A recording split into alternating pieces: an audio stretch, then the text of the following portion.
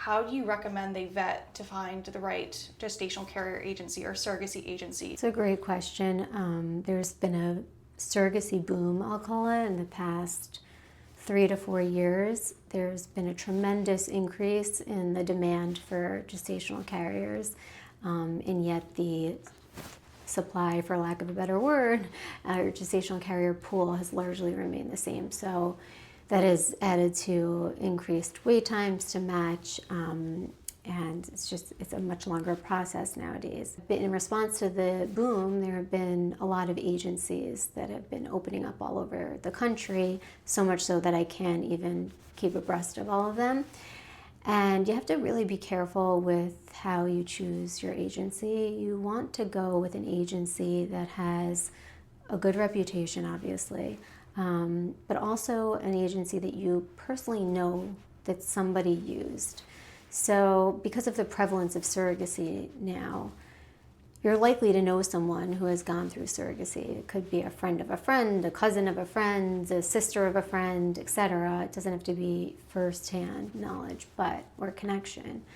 But if you know somebody who used that agency and had a good experience, that's a pretty good place to start.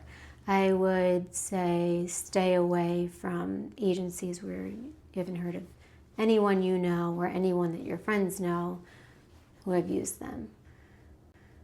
Yeah, I'm sure a good agency can make all the difference in terms of timeline, in terms of what your relationship with your gestational carrier looks like.